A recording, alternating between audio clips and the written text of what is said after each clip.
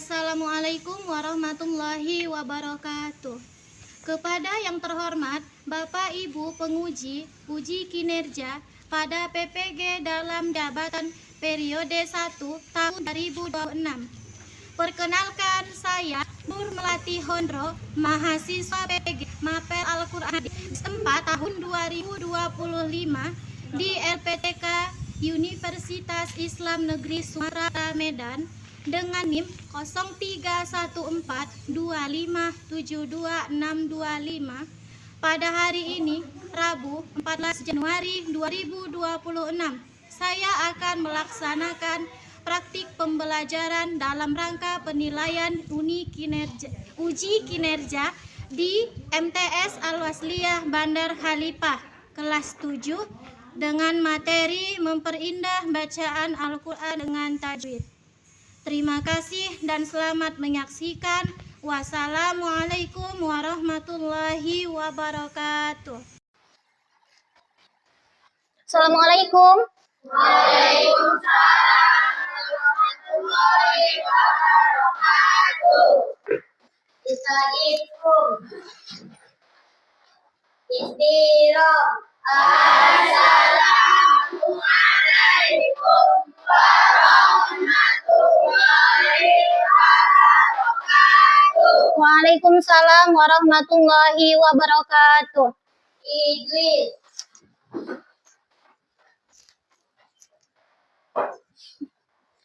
Sebelum kita memulai pembelajaran kita pada pagi hari ini, marilah kita membaca doa terlebih dahulu untuk memperoleh keberkahan serta syafaat dari apa yang akan kita pelajari pada hari ini. Berdoa dimulai. Bismillahirrahmanirrahim. Alhamdulillahirabbil alamin.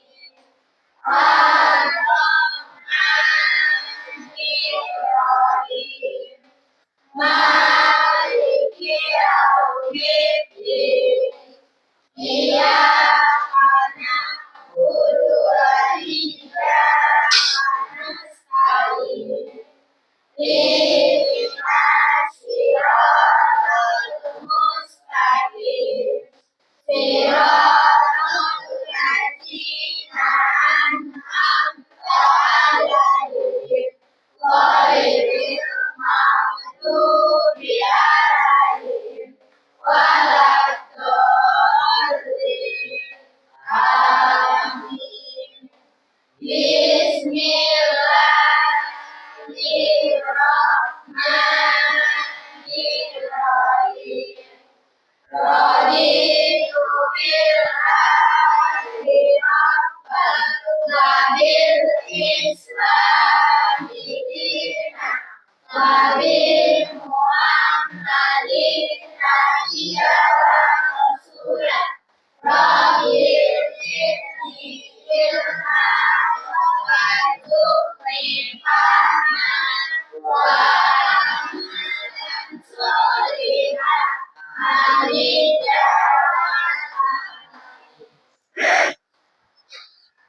Oke ya, baik ya anak-anak ibu semuanya. Apa kabar anak-anak ibu semuanya? Baik, Bu. Alhamdulillah ya. Sudah siap untuk memulai pembelajaran kita pada pagi hari ini? Sudah, Bu. Oke. Dengarkan nama yang ibu panggil satu persatu ya. Kalau hadir bilang hadir nak. Randy Syahputra, Hadir, Bu. Nur Ramadana, Nanda Meilani, Novita Meilani, Sinta Amelia, Niki Azahra, Dea Syakila, Wiyanti, Muhammad Abdul Bais, Nur Rizky Ramadhani, Satria Chandra Dinata, Apika Tri Ayuna, Ana, Dinda Faifi, Muhammad Dayan, Zahra, Anggun Syaputri, Hafiza Kirana, Eriana Despita, Sinta Nazwa, Naila, Julianti Saragi, Aidin, Fadila Umaya, Dwi Geisha Anggraini, Aulia Putri, Nur Hasana, Putri Adira, Nuresia, Zahira Silvi Kirani. Ada namanya yang belum Ibu panggil? Udah semua ya? Oke. Oke nak, untuk mengenang jasa para pahlawan yang telah gugur dan sebagai penguatan rasa cinta anak-anak ibu semuanya terhadap tanah air kita, bangsa Indonesia, marilah kita sejenak untuk berdiri bersama serta menyanyikan lagu Indonesia Raya. Berdiri nak semuanya.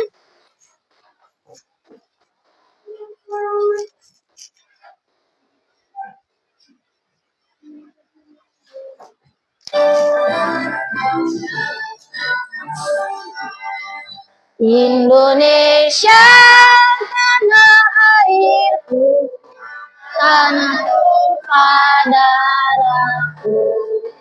Di sanalah aku berdiri, jadi pandu ibuku. Indonesia bangsaanku, bangsa dan tanah airku. Marilah kita berseru, Indonesia bersatu. Hiduplah tanahku, hiduplah negeriku, bangsaku, rakyatku semuanya. Bangunlah jiwanya, bangunlah badannya untuk Indonesia Raya. Merdeka, merdeka, tanahku, negeriku yang ku cinta. Indonesia Raya, merdeka, merdeka, hiduplah Indonesia Raya. Indonesia Raya, merdeka, merdeka, tanahku, negeriku yang ku cinta. Indonesia Raya, merdeka, merdeka, hiduplah Indonesia Raya. Silakan duduk anak-anak ibu.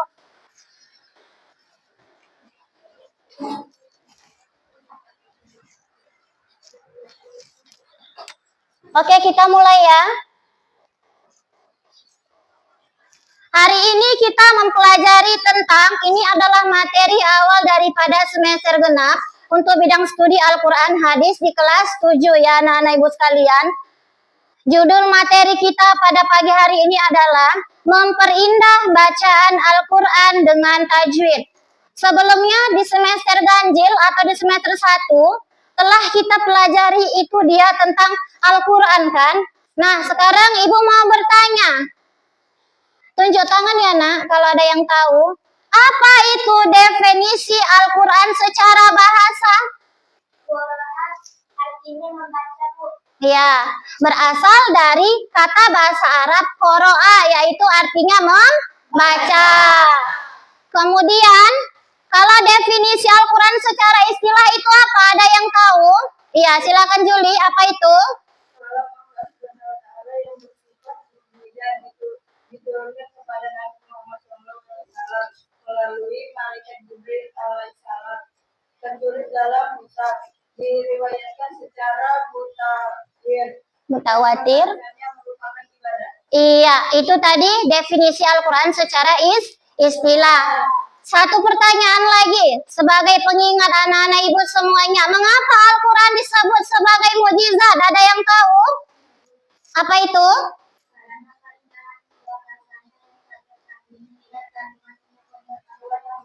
Iya, jadi nak Al-Quran ini di dalamnya itu terdapat bahasa Arab ya. Bahasa Arab ini merupakan bahasa yang tidak tertandingi oleh bahasa apapun, serta di dalamnya terdapat ilmu pengetahuan dan isi kandungan yang sangat luas ya. Kita langsung masuk saja ke materinya ya Nana Ibu.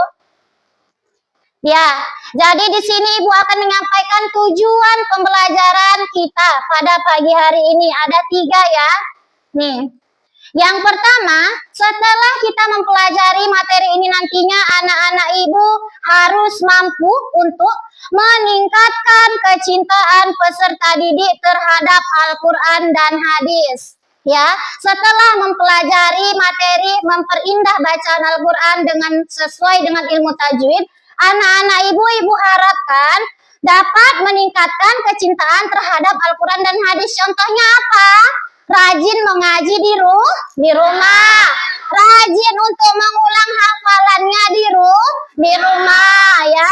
Yang kedua, tujuannya membekali peserta didik dengan dalil-dalil yang terdapat dalam Al-Quran dan hadis sebagai pedoman dalam menyikapi dan menghadapi kehidupan ya. Ini Al-Quran ini nak sebagai bekal anak-anak Ibu semuanya.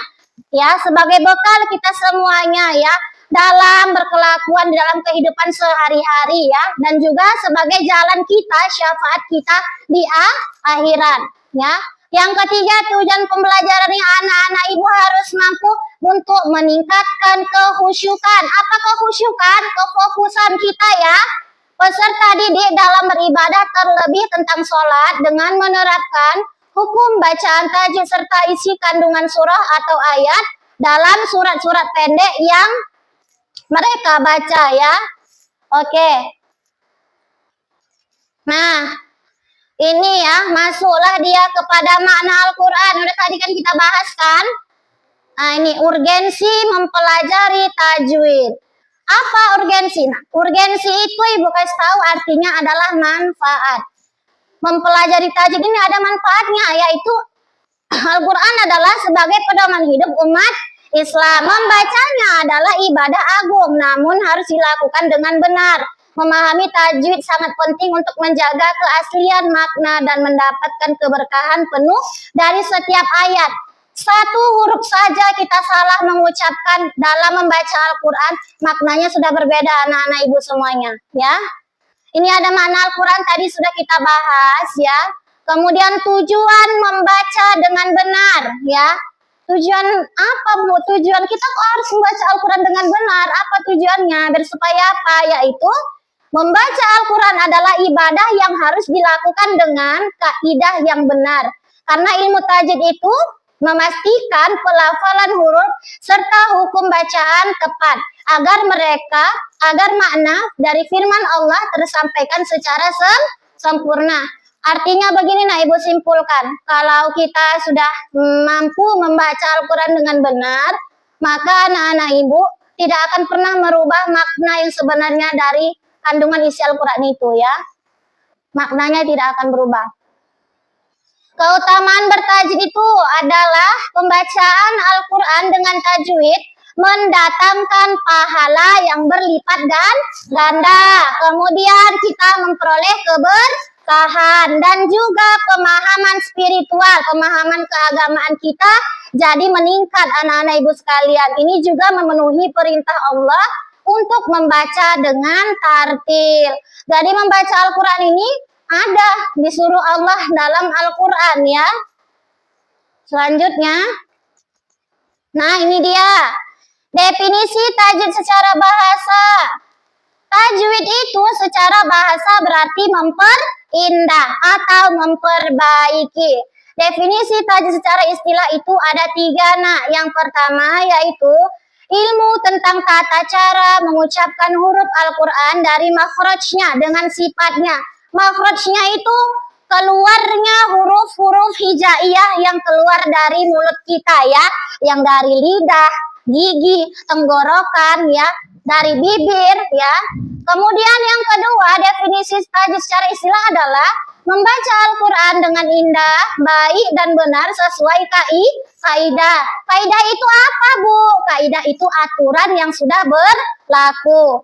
Kemudian yang terakhir, tajwid itu adalah ilmu tentang hukum-hukum dan kaidah wajib dalam membaca Al-Quran.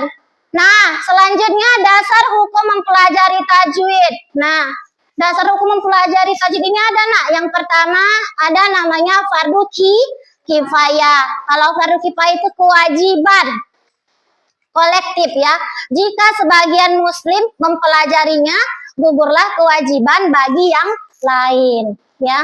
Fardu kifayah ini khusus untuk jumlah orang yang banyak, mukmin muslim yang banyak. Kemudian yang kedua dasar hukumnya fardu ain. Fardu ain ini kewajiban anak-anak ibu sendiri ya, kewajiban per individu. Wajib bagi setiap individu muslim sholat saat membaca Al-Quran ya.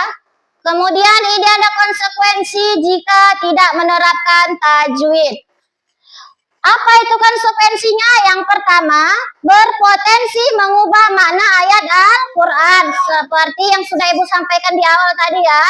Yang kedua, mengurangi keindahan dan kebenaran bacaan. Yang ketiga, tidak memenuhi perintah membaca Al-Quran secara tartil.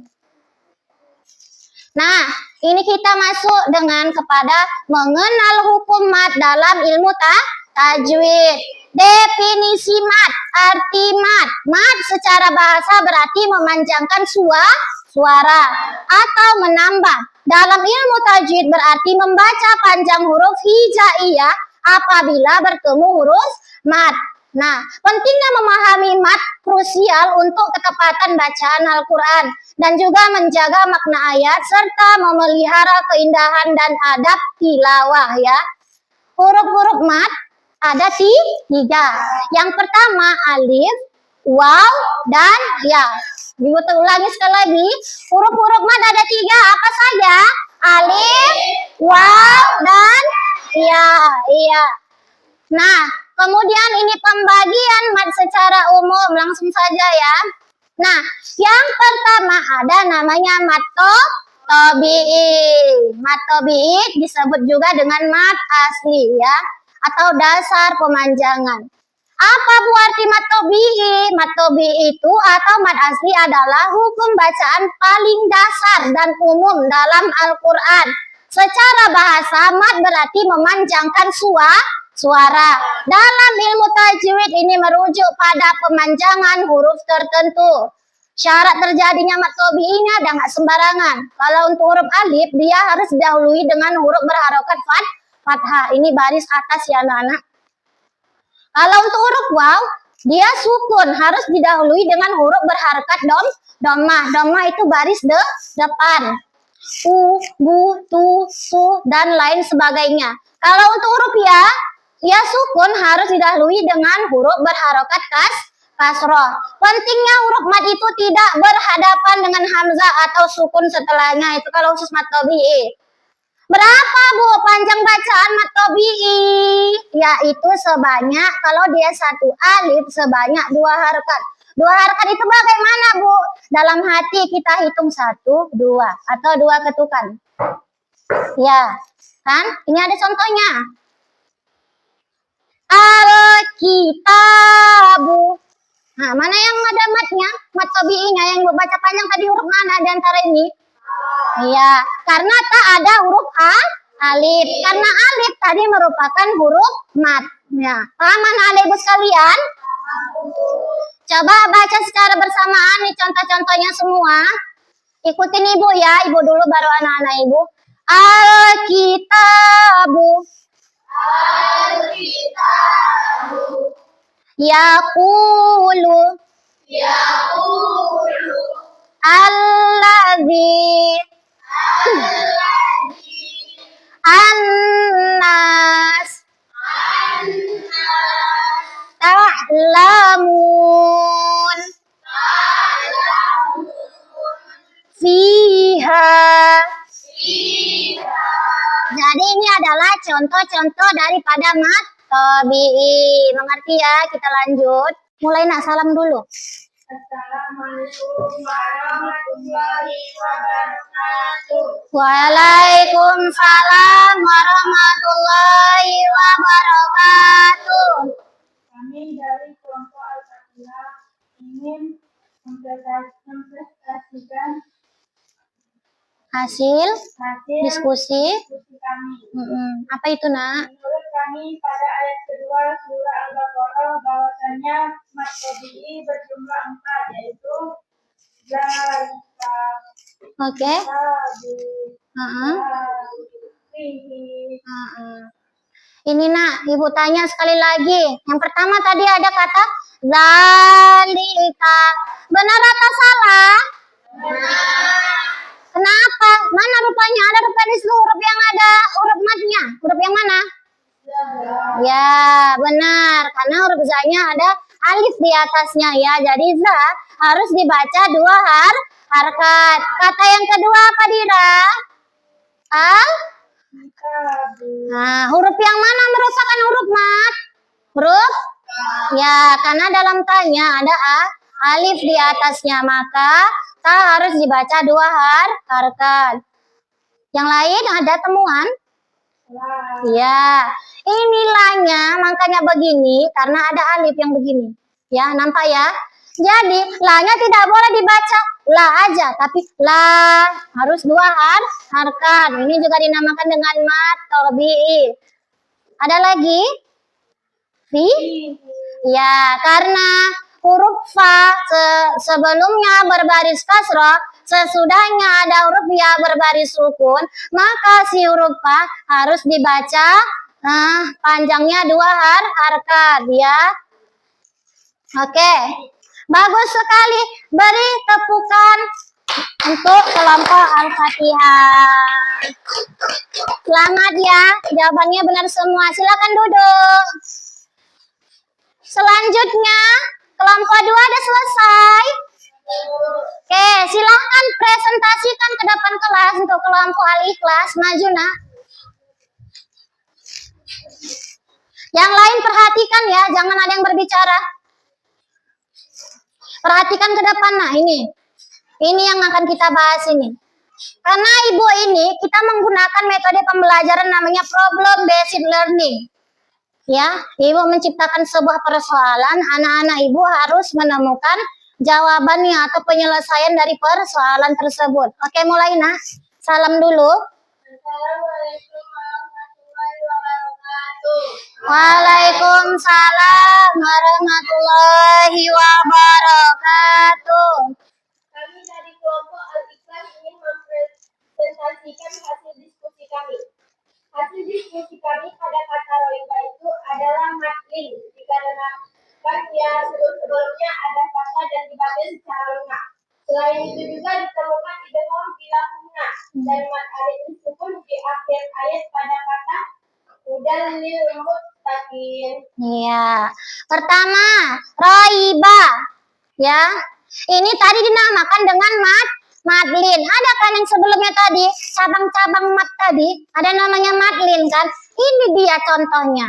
Seperti di kata roiba, ya. Roinya ini dia dibaca agak panjang, nggak bisa langsung roiba.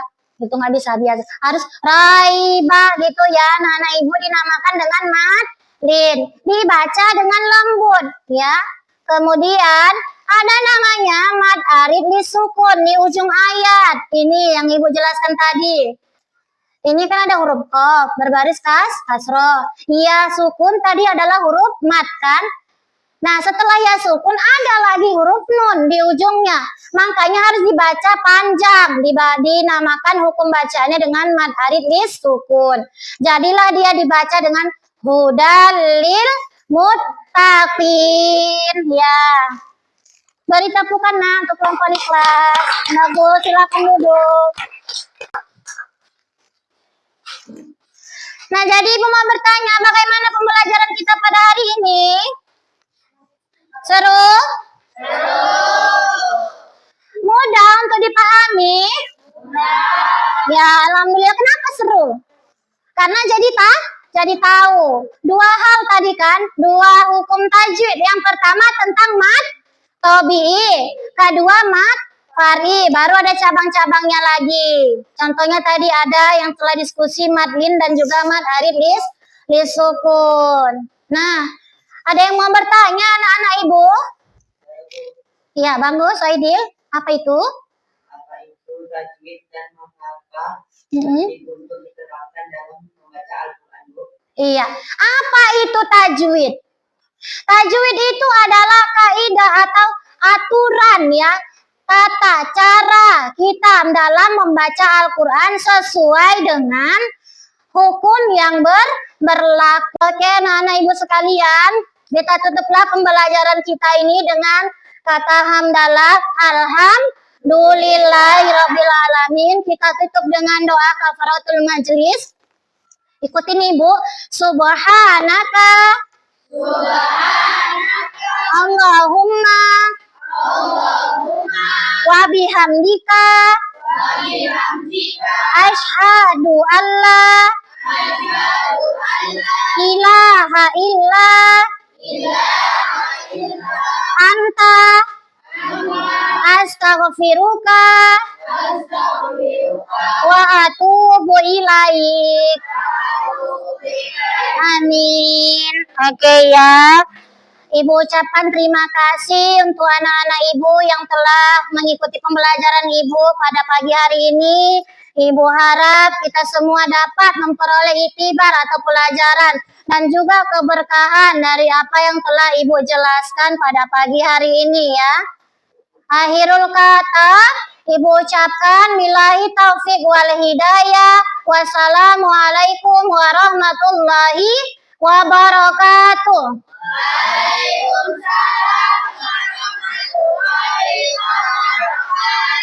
Baik ya, yang akan datang materi yang akan kita pelajari ini lebih mendalam lagi. Kalau hari ini tentang hukum tajwid ada namanya mat, besok-besok ada namanya ikhfa, hukum izhar syafawi, ada juga namanya bacaan gharib dan lain sebagainya ya. Oke, ibu permisi ya. Assalamualaikum.